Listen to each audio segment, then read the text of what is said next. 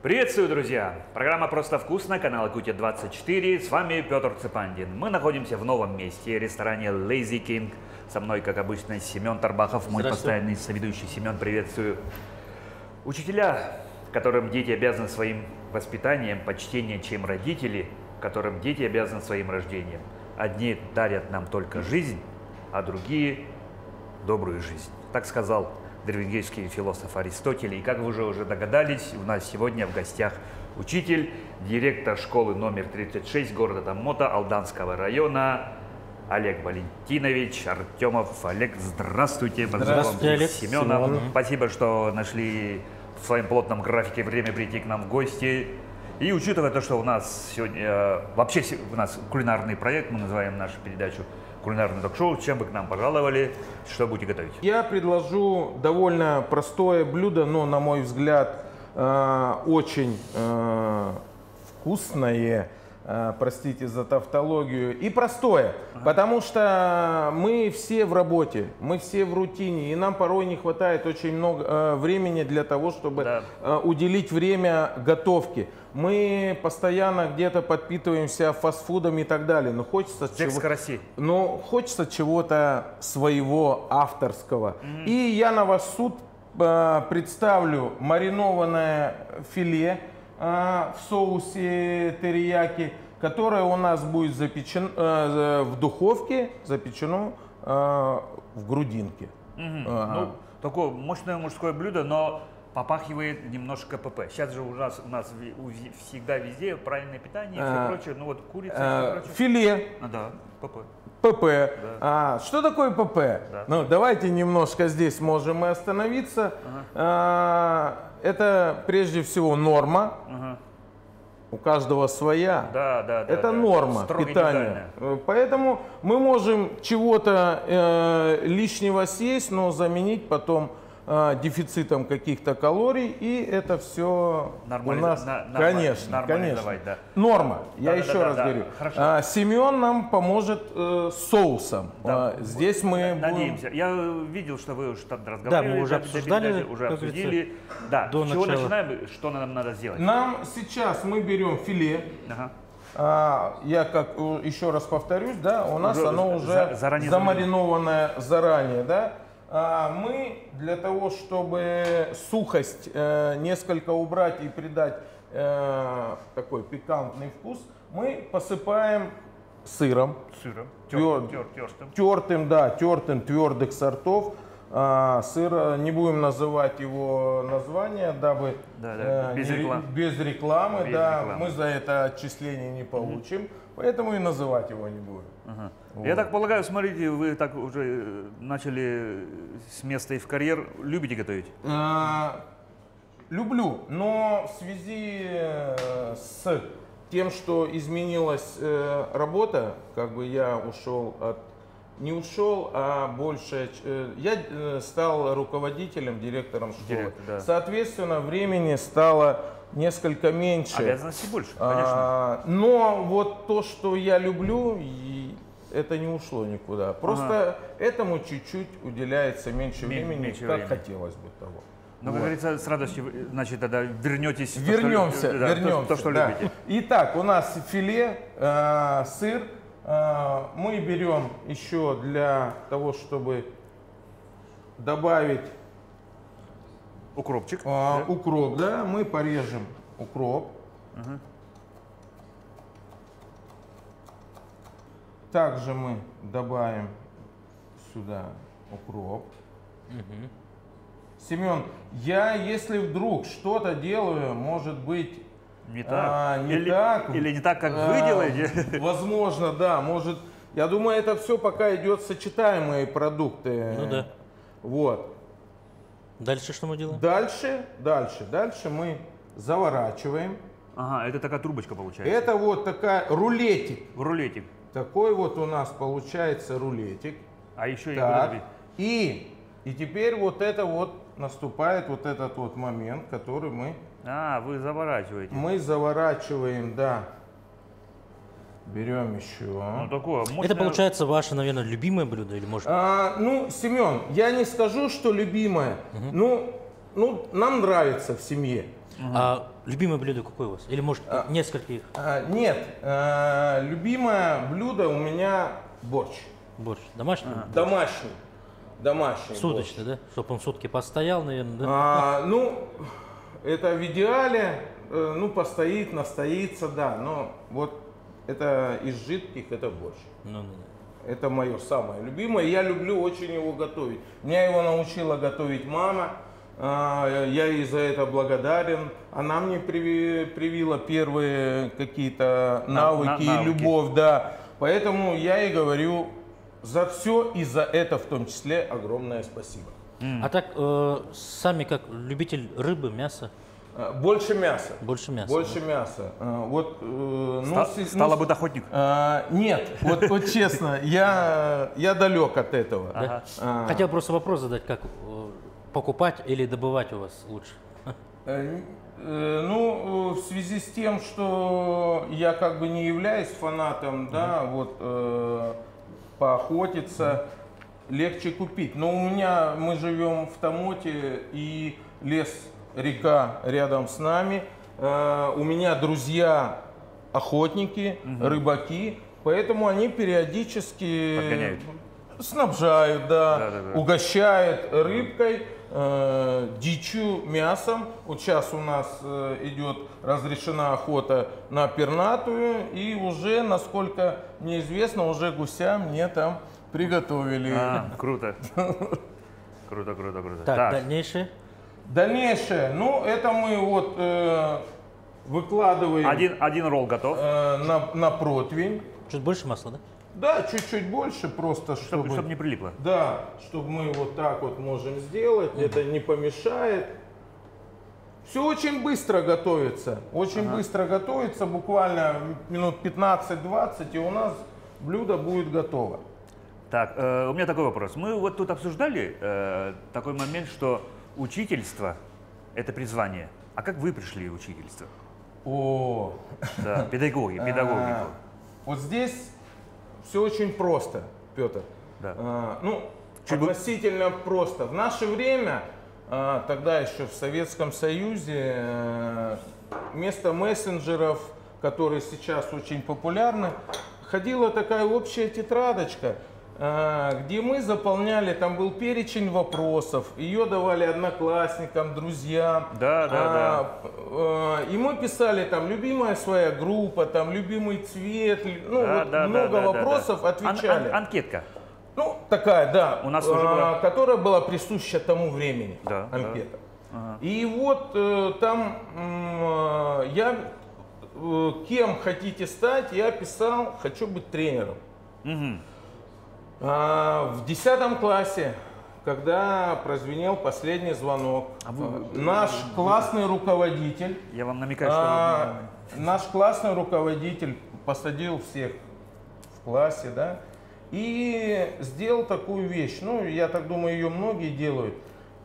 Письма в будущее. Да, мы куда-то закладывали. Письма в будущее. И вот там все советские дети просто вопрос, кем вы хотите стать. И мы договаривались, что через 10, через 15 где-то лет мы встретимся, наш классный руководитель желательно на Красной площади откроет наши конверты, и мы прочитаем, ага. Сбылось или нет. Но в силу разных причин этой встречи не произошло. Не со всеми мы поддерживаем контакт. Это веяние нашего времени. Но вот у меня там было написано, тоже, как и в той анкете, что я хочу быть тренером. Так, ну это то есть вы уже, будучи юнцом, да. в отрочестве уже понимали, с чем вы свяжете свою жизнь? С чем это вас встречало? Да ничем, это любовь. Любовь. Это любовь. Ага.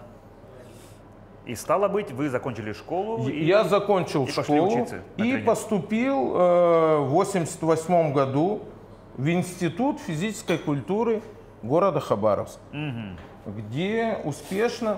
Какой вид? Избранный вид футбол. Футбол. Петр, избранный вид футбол. Знаете самый смешной анекдот про футболиста, самый расхожий?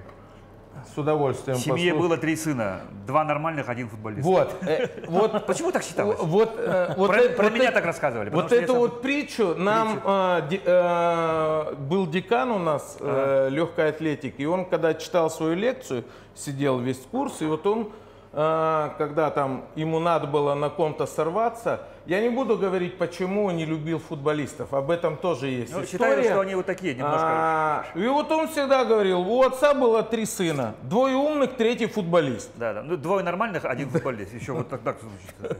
Вот, да. Так, и вы закончили и пошли работать? Я закончил по специальности тренер, учитель физической культуры. И сразу приступил к своей профессиональной деятельности. Но это была школа. Это пока было не тренерство, это была школа учителем физкультуры. А почему вы именно любите свою профессию? Что вам она дает? Что дает? Во-первых, сложный вопрос. Он сложный. Да. Во-первых, я люблю общаться с этой категорией населения, с детьми. И говорят, у меня это получается. Я умею с ними находить контакт. Общий язык, да. Общие темы. И я пришел молодым, и я рос вместе с ними, я постоянно от них что-то беру. То, что дает эффективно работать. Я не отгораживаюсь от них. Я ищу то, что можно взять у них, что применить к своей работе. Они дают эту почву для размышлений. Стало быть, вы и психолог? Ну, в каком-то роде? Наверное. Да, наверное. Потому что нужно же каждому подход, потому что тренерство, ну почему вот мы далеко не будем отходить, футбольные тренеры сейчас получают в хороших командах баснословные деньги, потому что их единицы. Да, и очень важно, если в команду пришел какой-то тренер, он таким образом заставляет тех людей сплотиться вокруг единого какой-то цели и сделать реально такой мощной командой. Спасибо, Семен. Ага, Семен нам уже помогает. Это дорогого стоит. Да. Вот очередной у нас рулетик. Часто такой можно вопрос услышать, что в учительство молодые люди, пацаны не идут. Да. Вы можете опровергнуть это? Или нет. Каким-то образом? Нет, не могу. Не могу я это опровергнуть, это действительно так. Причин много. Причин много для этого. И это проблема. Это проблема маленького населенного пункта, которым мы являемся, город Томот. И, насколько я знаю, общаясь с коллегами, это проблема и города Якутска. Просто она пока она менее острая, потому что многие стремятся все-таки приехать в столицу и здесь как-то обосноваться, построить свою жизнь. И, соответственно, здесь есть вузы, они не хотят ехать далеко в село, в какой-то небольшой город. Они все хотят жить в столице. И здесь она менее острая проблема, но она есть. Ну давайте уже справимся, последнее у нас осталось. Да, можно уже, в принципе, выкладывать. Уже, да, мы уже сейчас выложим. Вот этот мы не будем использовать. Там его и не получится. Поэтому я думаю... Мы его так пожарим, если что. В чем вы видите решение этой проблемы? Ну, если она вообще таковая существует. Ну, проблема существует, и решение... Начинает появляться. Конечно, они, как всегда, тоже очень глубоко. Но есть, на мой взгляд, решение следующим образом. Нам нужно искать контакт, искать мотивацию у тех детей, которые уходят в учительство, местные дети, и их назад возвращать в свое родное гнездо. У них уже будет решена основная проблема – это жилищная. Ну, да. Ну, там живут родители, и у них есть жилье. Это основная проблема. Ну, да. Вторая – финансы. Но это тоже все решаемо. Это решаемо. Вот, поэтому вот сейчас мы работаем над решением этих проблем. И у нас уже есть первые, так сказать, птенцы, которые возвращаются в свои гнезда. И выпускники, заканчивая вузы, возвращаются в ТАМОД. То есть уже, есть. Вы видите уже какие-то положительные тенденции? Есть, да. Так, а сейчас Да, мы уже... Вот сейчас Семен уже... Да. Я сейчас, получается, отойду на кухню, поставлю ее в духовку. И на какое время мы? Ну, это займет минут 20. Пока наше блюдо готовится, мы ждем Семена. И у меня такой вопрос. Как вообще становятся директорами? Да, это назначаемая должность, выборы или что такое?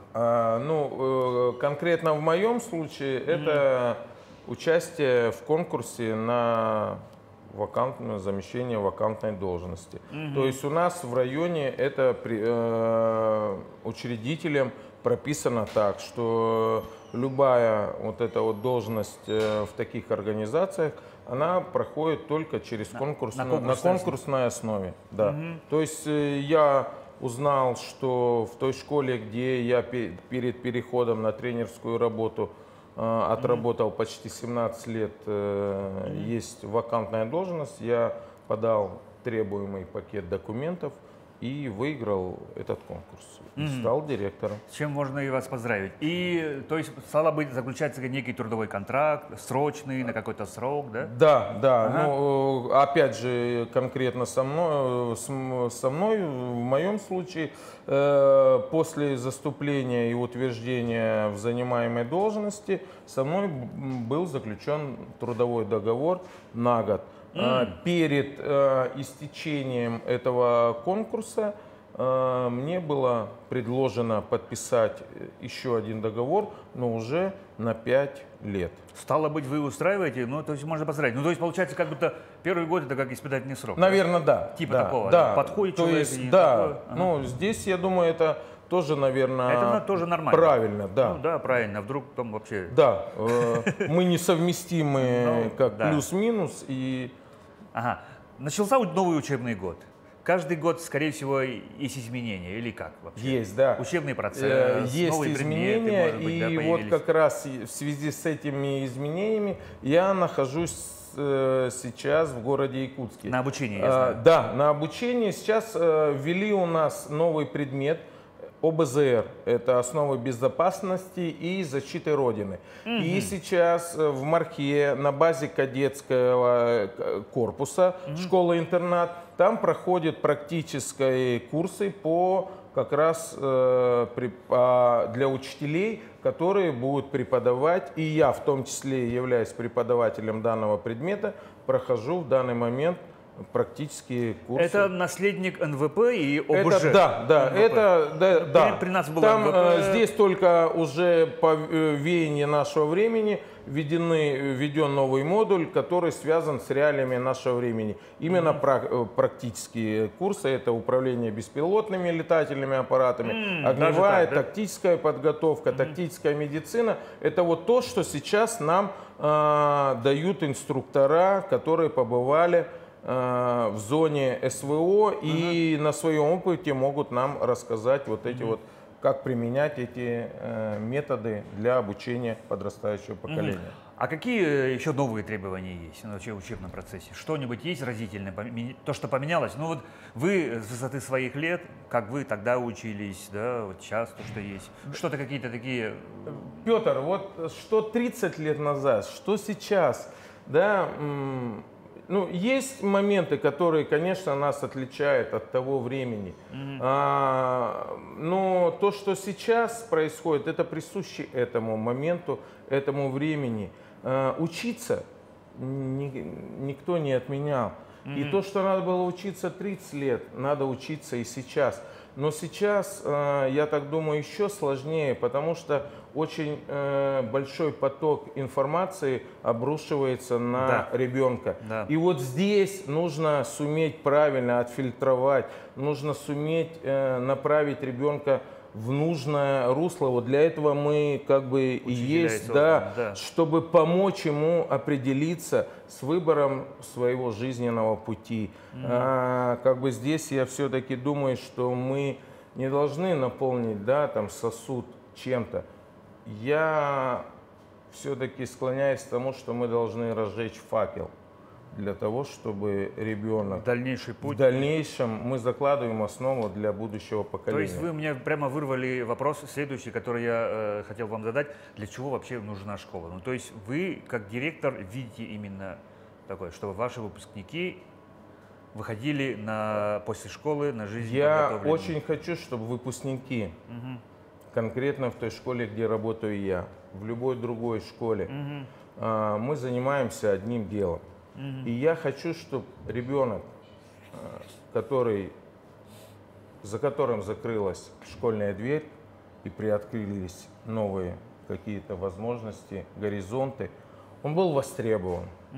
Он знал, чего он хочет, чтобы те знания, которые дала ему школа, ему пригодились.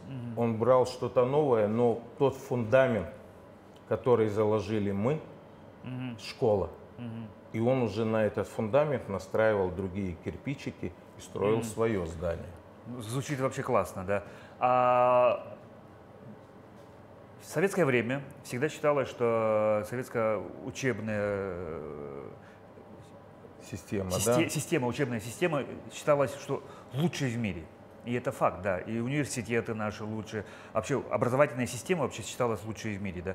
Если бы вы сейчас была бы возможность вам что-то изменить, что бы вы, может быть, изменили или по-другому бы? Почувствуйте себя немножко золотой рыбкой, да? Да, золотой рыбкой, да. Вы знаете, изменить можно помечтать. Я все-таки хотел бы, чтобы у нас система была полностью, она таковой и является, но чтобы направлено было на благополучие ребенка, чтобы те навыки, которые мы им будем давать, закладывать, чтобы им было где применить, чтобы наши какие-то знания, предметы были подстроены под нашу современную жизнь. Вот много говорится о том, что вернуться к системе аттестации детей то есть к классическому варианту аттестации. Экзаменов. То есть билет вытащил и где-то отвечал. Противники ЕГЭ находятся, например. Есть и такие, есть у них свои плюсы, есть у них свои минусы. Вот и задача как бы Министерства образования, Министерства просвещения, чтобы найти ту золотую середину, которая будет отвечать реалиям сегодняшнего дня. Вот и здесь надо очень много думать, не надо рубить с плеча. Да, там было хорошо, но то было присуще тому времени. Да, ЕГЭ где-то не то, но оно тоже проходит систему совершенствования, модернизации, видоизменяется. Поэтому здесь тоже не все так просто, как хотелось бы видеть и ответить. Пока мы разговаривали, смотрим, наш Семен уже несет нам готовый блюд. Смотрите, вот. Семен, соус, да? Сейчас быстренько сделаем соус, можно сыр тоже. Можно, в принципе, это все использовать. Да, и пока делает Семен, свою Олег, я знаю, что ваша школа в этом году юбилейная дата. Да, у нас в этом году 4 числа октября. Уже? Да, вот, буквально через несколько дней мы отмечаем юбилейную дату, 60 лет со дня основания нашей Алексеевской средней школы номер 36.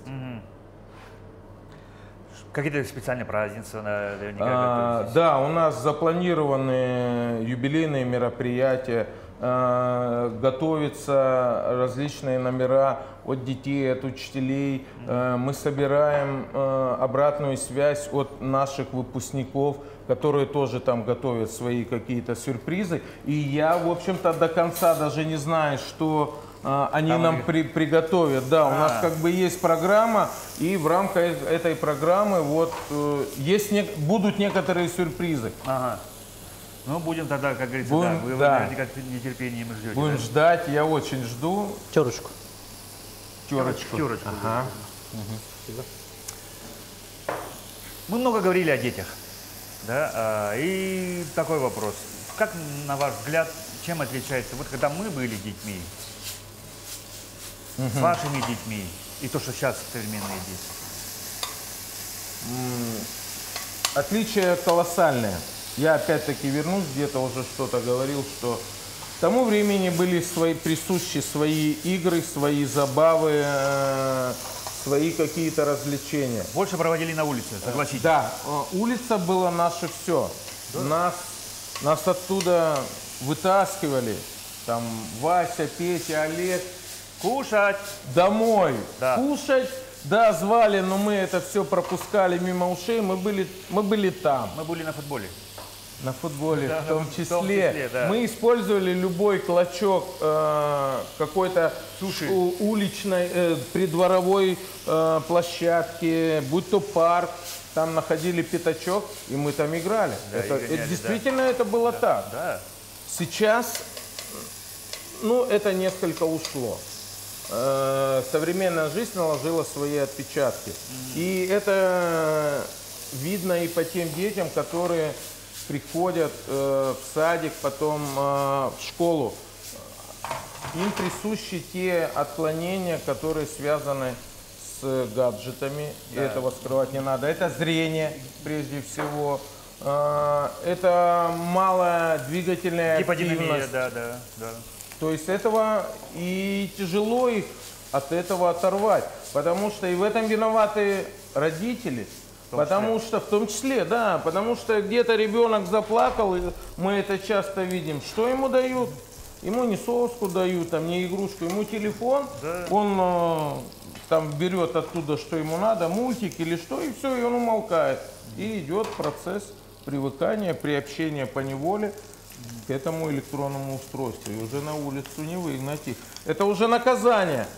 Будешь плохо себя вести или там получишь двойку, пойдешь гулять на улице. Да, чуть ли не так, да. Как говорится, это беда, это или нет, но это реалии нашего времени. Покажет история. И вот наша задача, и моя в том числе, их в спортзал, на спортивную площадку.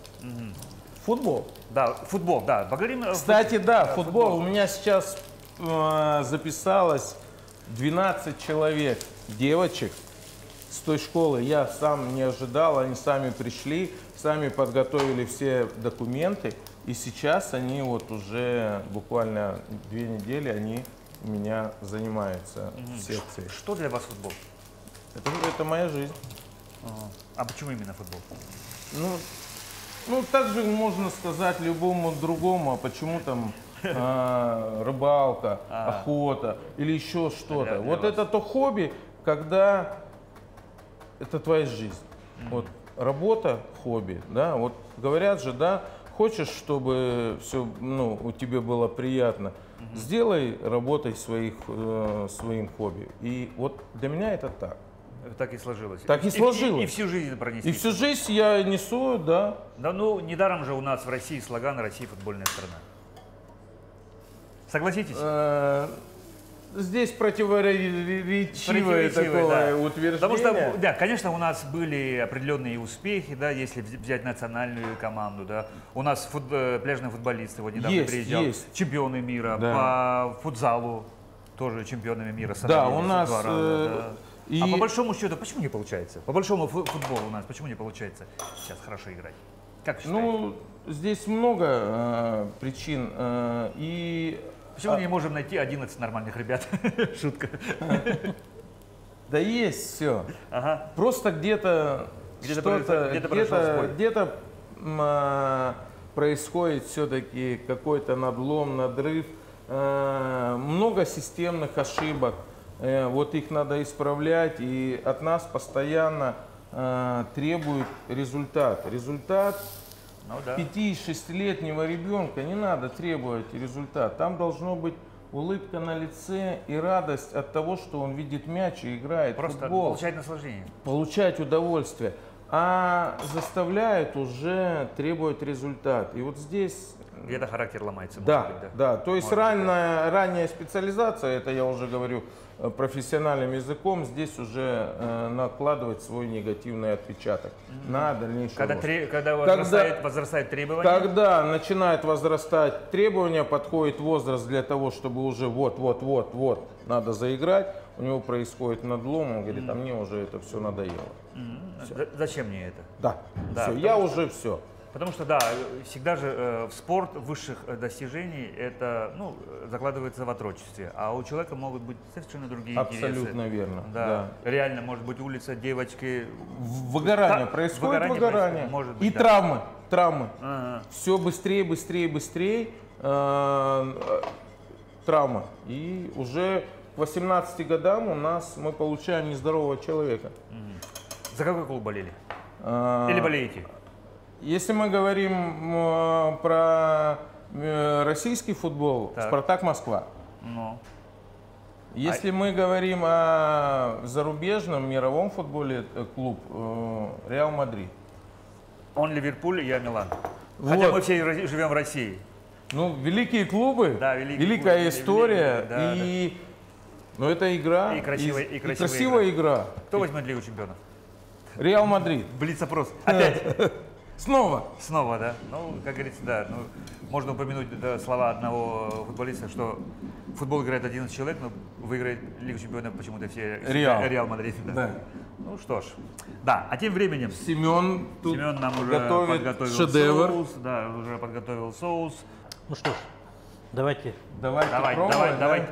сервировать, мы попробуем. А у меня еще такой вопрос. Да. У вас же очень большой педагогический стаж. Вы всю дорогу тренер, учитель. Да. Есть, наверняка вы упомянули слово выгорание, да? Может быть, какое-то выгорание, когда день сурка одно и по одному. Что вы посоветовали бы молодому поколению, которое собирается стать учителем? Серьезный вопрос. Выгорание, да, это то, что сейчас есть, потому что средний возраст педагогического состава, он довольно высок. И сзади там в дверь никто сильно не стучится, чтобы где-то заменить уже человека, который в силу возраста отдал, наверное, все. И очень часто приходится слышать от таких людей, что я пустой, мне это уже неинтересно. И вот здесь приходится садиться, разговаривать, находить какие-то точки соприкосновения, чтобы опять какую-то искорку найти, разжечь этот все равно какой-то внутренний огонь, внутреннюю мотивацию для того, что все только начинается. Вот я всегда люблю говорить, мы всегда Петр, ложку. В самом начале пути. Как бы мы, где бы мы ни находились, мы всегда в самом начале пути. Ну это же, наверное, так, да? Мы прошли какой-то этап. Этот этап позади, впереди у нас уже что-то другое. И это начало того, что будет дальше. Ну, звучит просто как пожелание, да? Да. Тем более, Наверное. Что у нас накануне будет уже День учителя, профессиональный ваш праздник, с чем можно вас поздравить, ваших коллег. Спасибо, спасибо. Да, потому что вы реально делаете то такое, скажем так, нелегкое дело. Честь вам и хвала. Спасибо, Петр. Да. Спасибо. И вот, немножко поле чудес. Дорогие коллеги, от всей души я поздравляю вас с наступающим Днем Учителя. Я хочу вам пожелать здоровья. Того, что мы говорим, приводит нас к успеху. Мы не только предметники, мы закладываем основу для будущего тех детей, которые рядом с нами. И в этот день я хочу вам сказать спасибо вам, будьте здоровы, и пусть у вас все будет хорошо. Все только начинается. И на этой оптимистичной ноте давайте пробовать, что у нас получилось. Вот мы показали, возьмите ложку вилку большую. А, вилкой лучше же, да? Мне кажется, вилка лучше. Пожалуйста, пожалуйста. У меня уже есть вилка. Так. Давайте пробовать. А ножик нужен еще. А вон, Петр. А, у меня тоже есть свой ножик.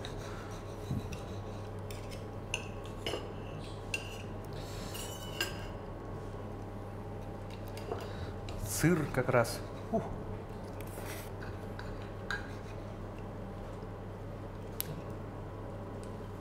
Вкуснотища. Ну, мы сейчас послушаем гуру.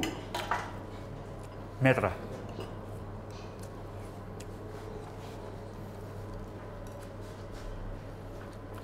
Отлично. Тема. Действительно, Олег, получилось просто вкусно. Нам намекает, что наше время подходит к концу. Я еще раз скажу, что у нас сегодня был в гостях директор школы номер 36 города Томота Алданского Улуса Олег Артемов. Олег, еще раз огромное вам спасибо. Семен Тарбахов, я Петр Цепандин. Друзья, мы на этом с вами потихоньку прощаемся. Будьте здоровы, с Днем Учителя. И кушайте, как мы всегда. Просто и со вкусом. Просто вкусно. Будьте здоровы, друзья.